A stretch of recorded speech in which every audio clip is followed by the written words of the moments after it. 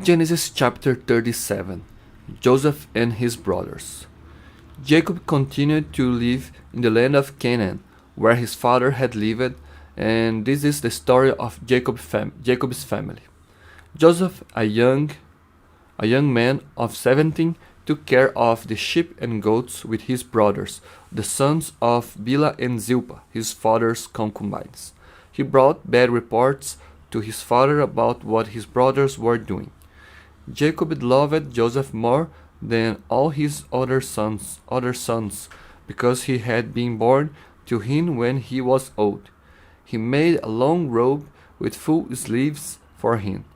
When his brothers saw that their father loved Joseph more than he loved them, they hated their brother so much that they would not speak to him in a friendly manner.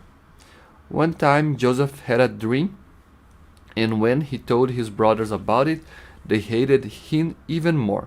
He said, "Listen to the dream I had. We were all in the field tying up sheaves of wheat, when my sheaf got up and stood up straight. Yours formed a circle around mine and bowed down to it. Do you think you are going to be a king and rule over us?" His brothers asked. So they hated him even more because of his dreams and because of what he said about them. Then Joseph had another dream and told his brothers, "I had another dream in which I saw the sun, the moon, and 11 stars bowing down to me." He also told the dream to his father, and his father scolded him. "What kind of dream is that? Do you think that your mother, your brothers, and I are going to come and bow down to you?" Joseph's brothers were jealous of him, but his father kept thinking about the whole matter. Joseph is sold and taken to Egypt. One day, when Joseph's brothers had gone to Shechem to take care of their father's flock, Jacob said to Joseph, "I want you to go to Shechem, where your brothers are taking care of the flock." Joseph answered, "I am ready." His father told him, "Go and see if your brothers are safe and if the flock is all right. Then come back and tell me." So his father sent him on his way from Hebron Valley. Joseph arrived at Shechem and was wandering around in the country when a man saw him and asked him, "What are you looking for?" "I am looking for my brothers, who are taking care of their flock," he answered. "Can you tell me where they are?" The man said, "They have already left. I heard them say that they were going to Dothan." So Joseph went after his brothers and found them at Dothan. They saw him in the distance, and before he reached them, they plotted against him and decided to kill him. They said to one another, "Here comes that dreamer. Come on now, let's kill him and throw his body into one of the dry wells. We can say that a wild animal killed him. Then we will see what becomes of his dreams." Reuben heard them and tried to save Joseph. "Let's not kill him," he said. "Just throw him into this well in the wilderness, but don't hurt him." He said this, planning to save him from them and send him back to his father.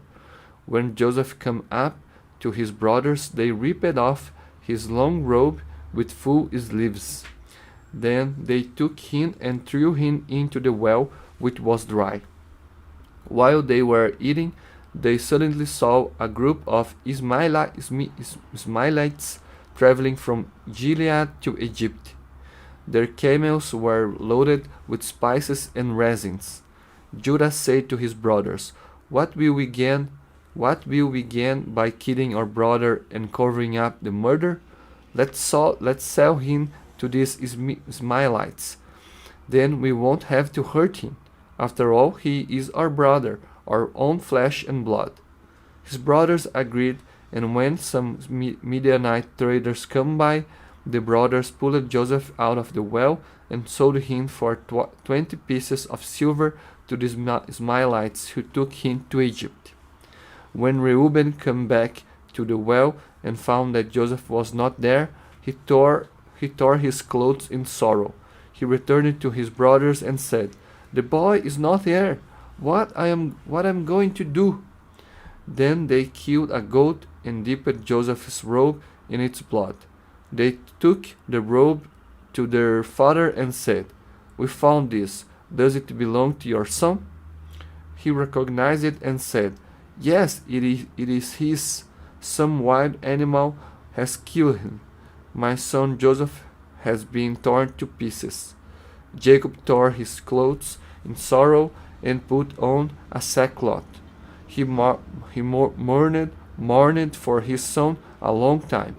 All his sons and daughters came to comfort him, but he refused to be comforted and said, "I will go down to the world of the dead, still mourning for my son." So he continued to mourn for his son Joseph. Meanwhile, in Egypt, the Midianites had sold Joseph to Potiphar, one of the king's officers, who was the captain of the palace guard.